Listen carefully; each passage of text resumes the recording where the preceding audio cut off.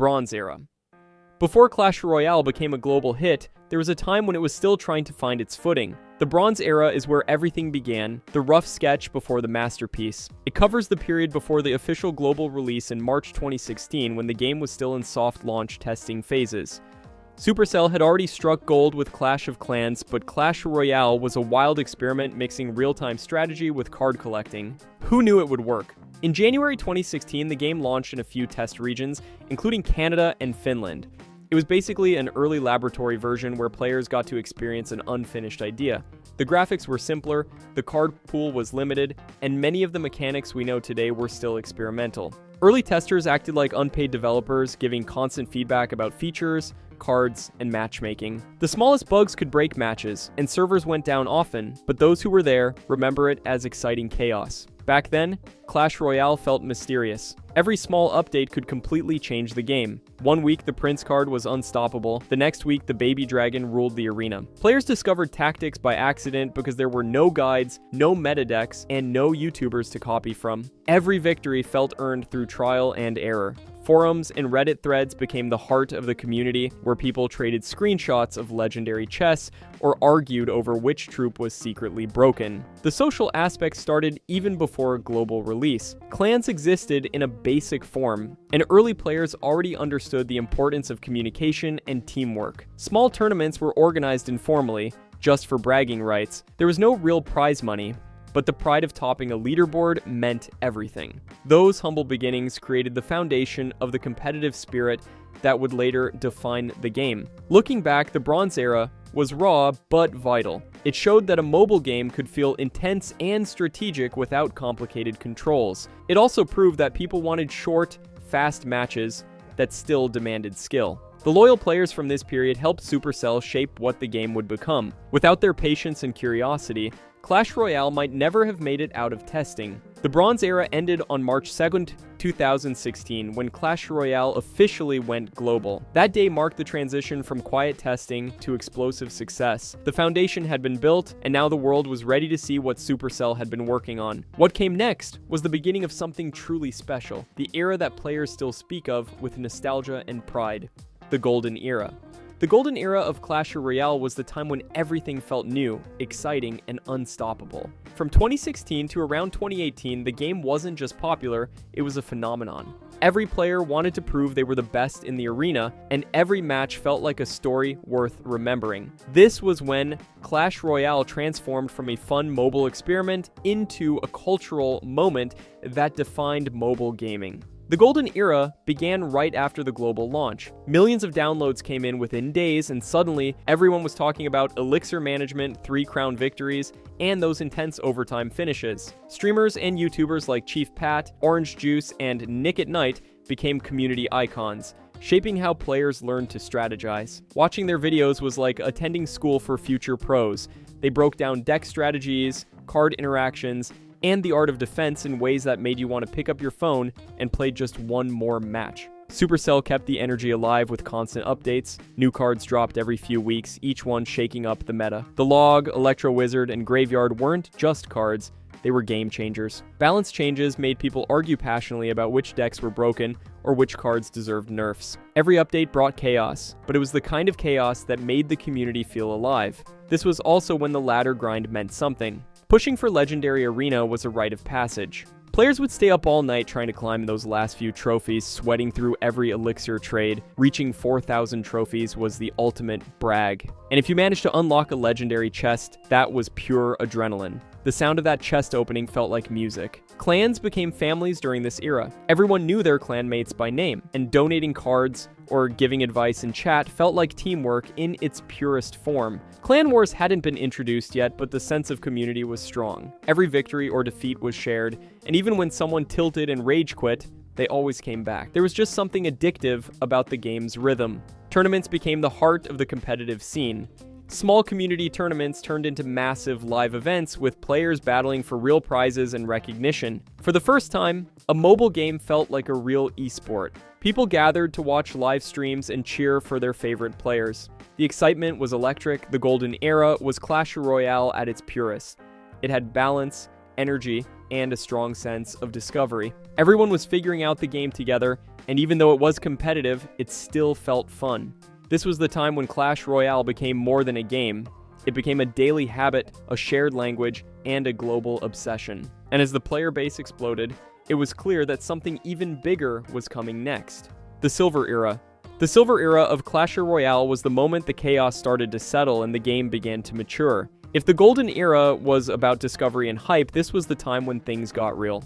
From late 2018 into 2020, Clash Royale shifted from being the shiny new game everyone played to the strategy-based battleground where only the smartest and most patient players thrived. It was still fun, but it became deeper, tougher, and a little more serious. By now, everyone knew what they were doing. Gone were the days when you could drop a giant and a witch and hope for the best. The meta had evolved. Players studied cycle decks, counted elixir, and memorized card rotations like math formulas. You couldn't just rely on luck anymore. Every move had to be intentional. The Silver Era was when skill really started to separate casual players from the true tacticians.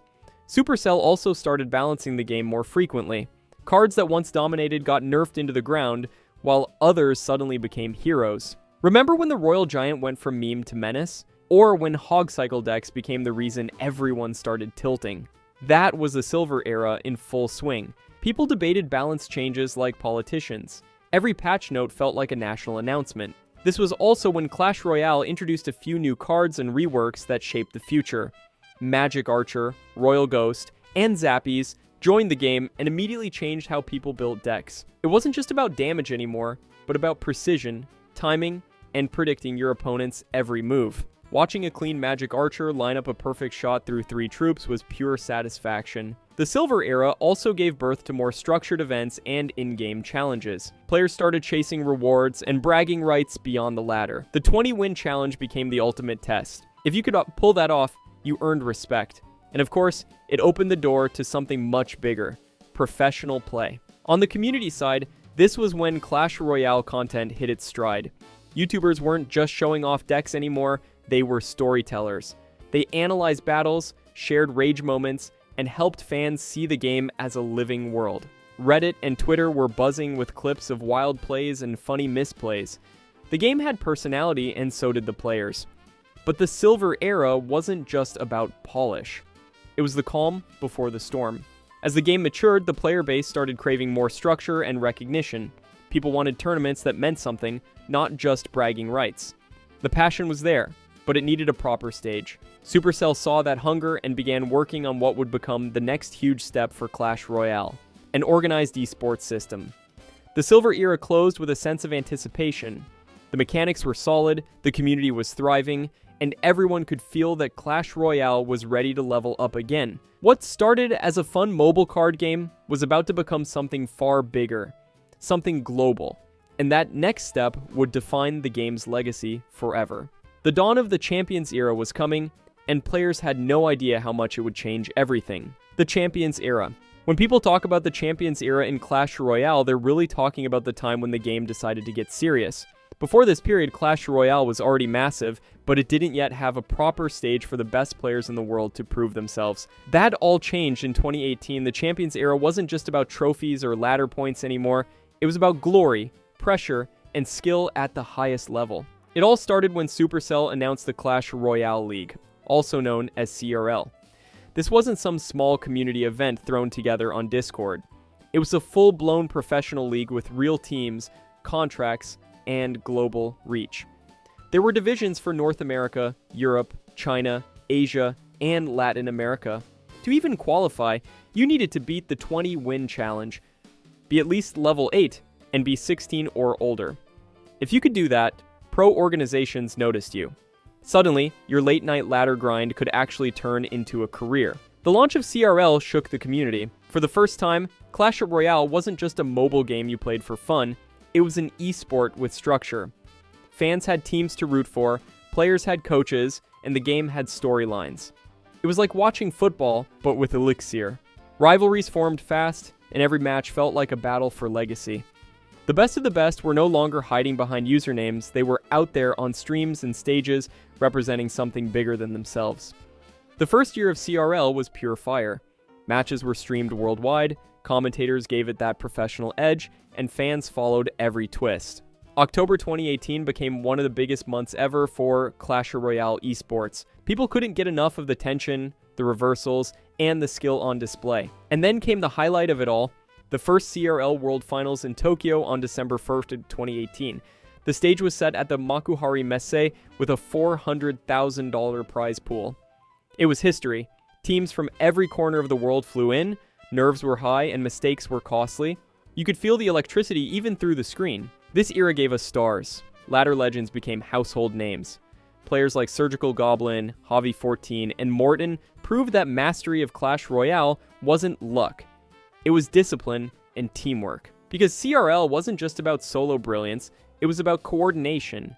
Teams studied opponents, practiced endlessly, and adapted to new metas together. It was chess with fireballs. But the Champions era wasn't perfect. Some fans thought the league format was too strict. Others missed the freedom of solo tournaments. Still, no one could deny that Clash Royale had finally entered the big leagues. It wasn't just a mobile game anymore. It was a sport. Looking back, the Champions era was Clash Royale's proudest moment. It showed the world that strategy, timing, and teamwork could make a mobile title feel like a global spectacle. The roar of that Tokyo crowd, the tension in every match, the pride of seeing players represent regions. That was Clash Royale at its peak. The stage had been built, the legends had risen, and the world had noticed. But soon, things would begin to shift, and the next era would test everything the game had built. The competitive era. The competitive era of Clash Royale felt like the game's teenage phase. It was confident, a little rebellious, and desperate to prove that it could stand on its own without needing a fancy league to validate it. After the hype of the Champions era, faded players and fans wanted something different. Something less corporate and more raw. And that was exactly what they got. When Supercell shifted focus away from the CRL format, the community took charge. Independent tournaments started popping up everywhere. Discord servers turned into mini battlegrounds.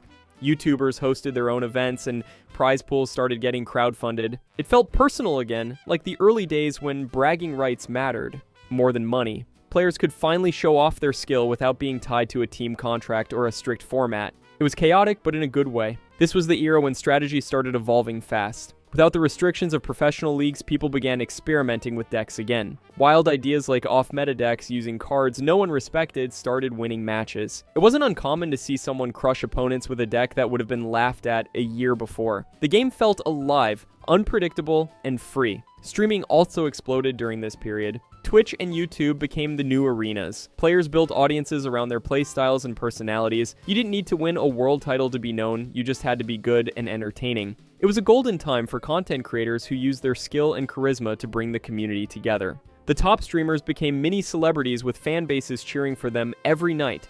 But the competitive era wasn't all sunshine and trophies. With no official structure, it became harder to keep the community unified. Some players burned out from endless grind sessions. Others complained about matchmaking or pay-to-win issues creeping into higher levels. And while creativity was thriving, balance was a constant headache. Every update could make or break a deck that someone had spent months mastering. Still, the drive to compete never died. Grassroots events filled the gap that CRL left behind. The Clash Royale League World Finals had set a standard for greatness, and now the players wanted to keep that flame alive on their own terms. You could feel the hunger in every match, every ladder, push every sudden death overtime. It wasn't about glory anymore, it was about pride and love for the game. This era reminded everyone what Clash Royale was built on: competition, creativity, and community. Players didn't wait for opportunities, they created them. Every match was a statement, every win was personal. The competitive era might not have had the bright lights of the Champions era, but it had heart, and that's what kept Clash Royale alive through it all. The Evolution era. The Evolution era marked a turning point for Clash Royale. It was the game's comeback moment, the one that reminded everyone why they fell in love with it in the first place. By this time, the community had gone through ups and downs, tournaments had come and gone, metas had shifted countless times, and many players thought Clash Royale had peaked. But then Supercell dropped a bombshell on the Evolution cards. When Evolution cards arrived, they changed everything. Suddenly, the game that people had been playing for years felt brand new again. These cards took familiar troops and gave them an extra layer of power and style. It was like watching old friends come back stronger, faster, and way more dangerous. Skeletons got bolder, barbarians got bulkier, and Firecracker became a total menace. The evolution system rewarded mastery. That gave veterans something to chase, and new players something exciting to aim for. The moment evolutions hit the arena, strategies shifted overnight. Decks that had ruled the meta for months were now struggling against these reworked powerhouses. People started experimenting again, testing combos and rediscovering cards they had once ignored. It was chaotic, but in the best way. Suddenly, every match felt like a puzzle waiting to be solved, and when you finally figured out how to counter an evolved card, it felt incredible. This was also the era when the community energy came roaring back. Content creators had a field day breaking down every new evolution update. YouTubers flooded the timeline with deck tests, while pros tried to master the new mechanics before anyone else. Even casual players were hyped again, logging in daily to grind evolution shards and show off their progress. Clash Royale wasn't just surviving anymore, it was thriving. Supercell also started paying closer attention to feedback. Balance updates became more regular, and events were designed to keep the player base engaged. New challenges dropped frequently, and every update carried that feeling of anticipation, the kind that made you want to open the game first thing in the morning. It felt like Clash Royale had found its rhythm again. Of course, not everyone loved the evolutions. Some players complained about the grind or how certain evolved cards were too strong at launch, but even with the chaos, the game had never been this alive. Every player had an opinion, every player had something to chase, and that constant motion kept the arena buzzing. Looking back, the Evolution era gave Clash Royale its second wind. It blended nostalgia with innovation perfectly. It reminded players that even after years of updates and balance changes, this game could still surprise them. The old cards you once took for granted could now lead you to victory in brand new ways. It was proof that Clash Royale could grow and evolve just like its players.